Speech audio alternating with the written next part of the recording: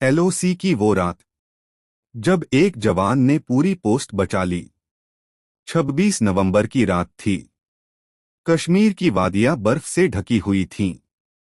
LOC पर मौजूद शेर पोस्ट पर सब कुछ शांत था, लेकिन उस सन्नाटे के पीछे छुपा था एक तूफान जो किसी को भी तबाह कर सकता था। उस पोस्ट पर तैनात था एक जवान नाम अर्जुन ठाकुर। उम्र सिर्फ 22 साल। ताज़ा ताज़ा ट्रेनिंग पूरी की थी और पहली बार इतनी सर्द रात में ड्यूटी मिली थी। चेहरे पर नमी थी, पर आंखों में जुनून। दिल में डर नहीं, एक ही ख्वाब, देश के लिए कुछ कर गुजरने का। रात के 1:37 बजे अर्जुन रेडियो पर मैसेज भेजने ही वाला था कि तभी कुछ आवाजें आईं। बर्फ के पीछे हलचल थी। उसने दूरबीन उठाई और देखा, 6 से 7 परछाइयां धीरे धीरे पोस्ट की तरफ बढ़ रही थीं। उसने तुरंत अलर्ट भेजा, लेकिन बाकी जवान पेट्रोलिंग पर थे। पोस्ट पर उस वक्त सिर्फ वही तैनात था, अकेला।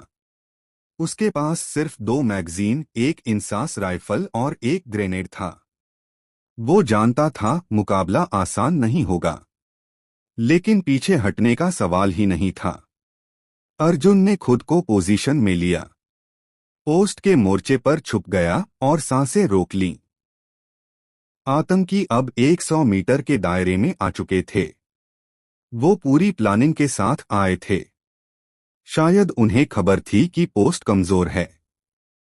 जैसे ही पहला आतंकी पोस्ट के गेट के पास आया, अर्जुन ने एक ही गोली में उसका काम तमाम कर दिया।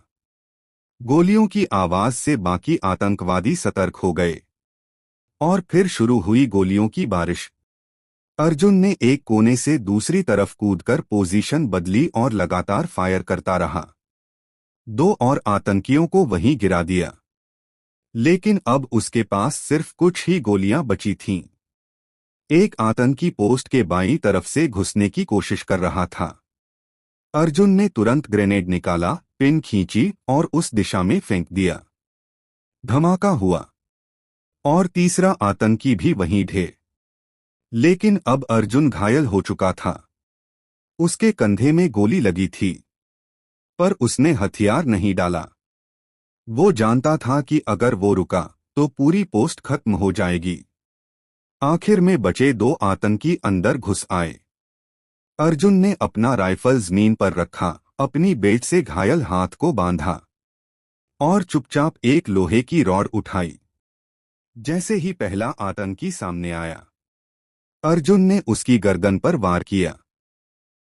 दूसरा आतंकी पीछे से गोली चलाने ही वाला था कि तभी पोस्ट पर तिरंगा लहरा रहा था और उसी तिरंगे की छाया में अर्जुन ने आखिरी हमला कर दिया। वो आतंकी भी वहीं ढेर हो गया। सुबह 5:12 पर पेट्रोलिंग पार्टी वापस लौटी।